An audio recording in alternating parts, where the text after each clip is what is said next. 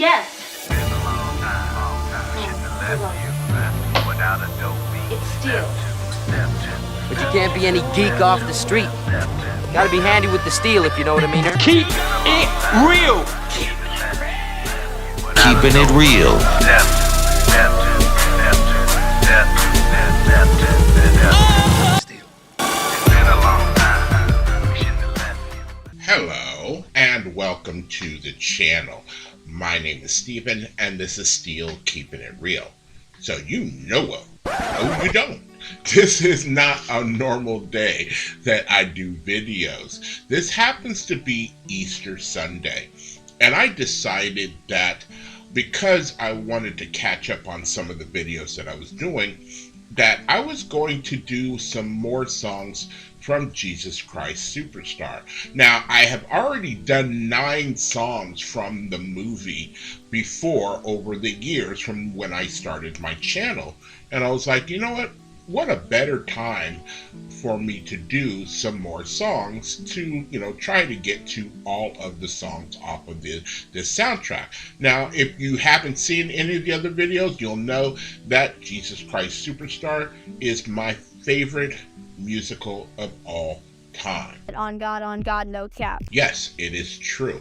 I like everything about it. I love the music. I love how it made me feel back when I was a child, and it still makes me feel that way to this day. I'm not saying there aren't other good musicals out there. I'm just saying this is my favorite. You feel me? So, the song that I've chosen for the first one that I'm going to do today is called Simon Zealots and Poor Jerusalem. And if I remember this is the scene where Simon Zealot is dancing in front of Jesus, asking him, don't you know I love you? Can't you see my way? I believe in you and God, so tell me that I'm saved. This whole bit. It's a really good musical dance number in the movie, and it is not necessarily something that is gospel. A lot of the other songs that I've done, I've been able to relate somehow, somewhere in the Bible to where this actual scene takes place. Maybe not all of the words that are said, but this scene takes place. And I don't believe this one is gospel. I'm almost positive it's not gospel, but it does in a way fit within the frame of how this particular story is being told. Remember, this particular one came out around, the time of the Vietnam War, and there's and civil rights that are going on. So there is a look of, Jesus is white, Judas is black, Judas is trying, this kind of almost like a revolution that's going on, there's all kinds of, there in certain parts of the movies, you see tanks, you see guns, you see grenades, you see all these other kind of weapons that are in there.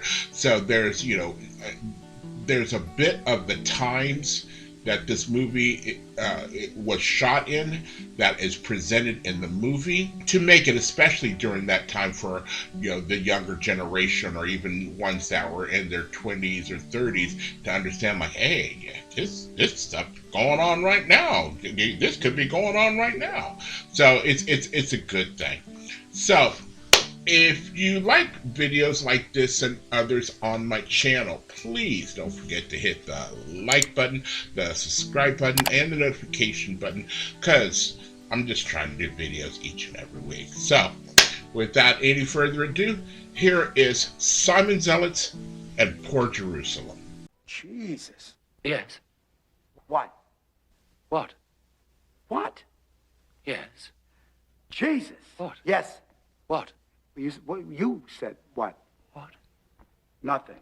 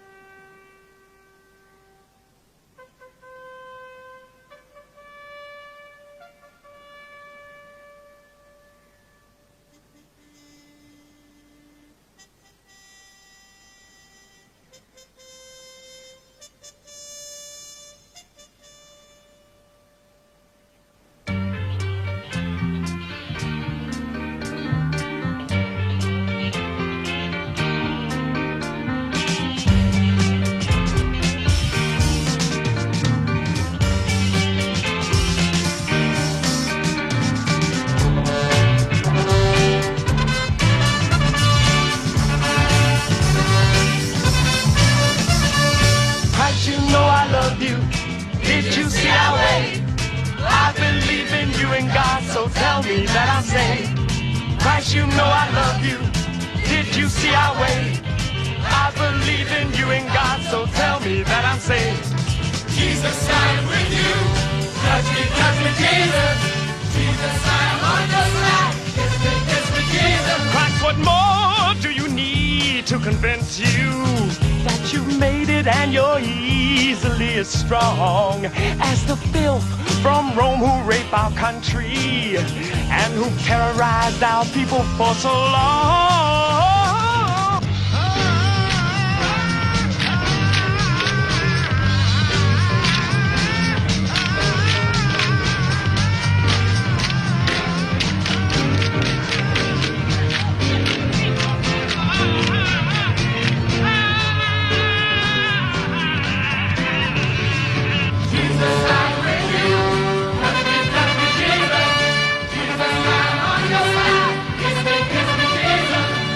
You know I love you.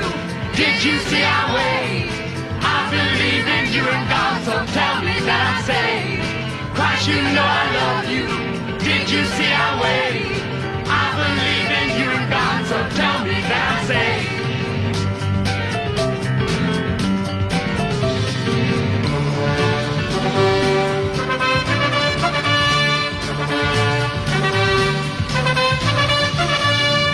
You know I love you. Did you see our way? I believe in you and God, so tell me that I'm saved. Christ, you know I love you. Did you see our way? I believe in you and God, so tell me that I'm saved. Jesus, I'm with you. Touch me, Jesus.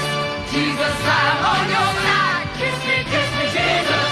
There must be over 50,000 screaming love and more for you, and every one of 50,000 would do whatever you ask them to. Keep them yelling their devotion, but add a touch of hate at Rome. You will rise to a greater power. We will win ourselves a home. You'll get the power and the glory forever and ever and ever. You'll get the power and the glory forever and ever and ever. You'll get the power and the glory, Lord, forever and ever and ever. You get the power, you get glory, you get power, you get glory, you get power, you get glory. Hey, hey, hey, hey. You get the power, you get glory, you get power, you get glory, you get power, you get glory. Hey, hey, hey, hey.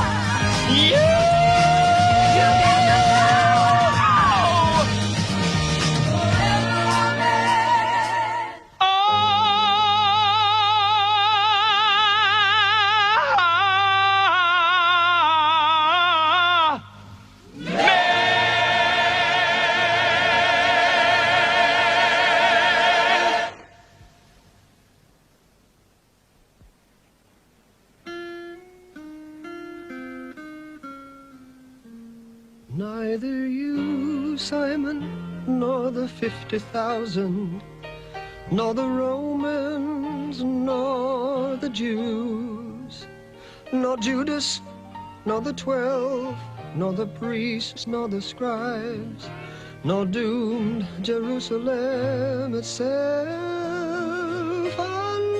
understand what power is, understand what glory is, understand at all, understand at all. If you knew all that I knew, my poor Jerusalem, you'd see the truth. But you close your eyes. But you close your eyes. while you live. Your troubles are many, poor Jerusalem. To conquer death, you only have to die. You only have to die.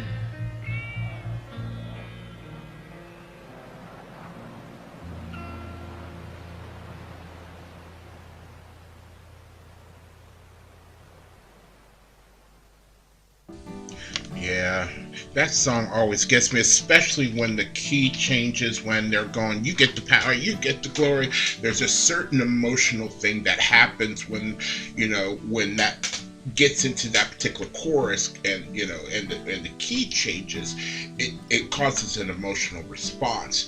Now, at the very end, where he's talking about, you don't understand, poor Jerusalem. If you don't understand what power is, you don't understand what glory is, because if you go back to the Bible and Jesus, he's trying to tell everybody about what is coming up, what the glory and the kingdom and everything else like that, and people are so fixated on the here and now that they're not thinking about the future. And he, of course, is thinking about the future because he's the one who's the instrument of causing that future to happen. So even at the very beginning, when Simon Zealot turns his head like a dog and looks at him like, what the hell are you talking about, dude? Huh? We don't get it. But, they're fixated on, there's 50,000 people that are following you. And if you just added a hint of a hate of Rome and whatever, they're going to do whatever you want them to do. So it is what it is. Again, I'm sure the sentiment of the time was there, because there were people that were willing to lay down. I think in the Garden of Gethsemane, after the Last Supper, when after Judas kisses Jesus to alert the Romans, this is your dude, one of them pulls out their sword. One of the apostles pulls out their sword and chops off a Roman's ear. They were really they were down. They were down for fighting. So it's just, again, a part of the movie that adds a little bit more weight to what Jesus is doing, or a little bit more weight to maybe the whole situation that is going on, that maybe just some people aren't getting. You're not getting the message. You're not comprehending all that is involved, all that is at stake. So if you are still here, I thank you very much for staying tuned. I really do appreciate it. First and foremost, I want you guys to like the videos as much as I like making them for you. After that, all you need to do to help me out with the channel is to like, subscribe, share, and comment. Peace.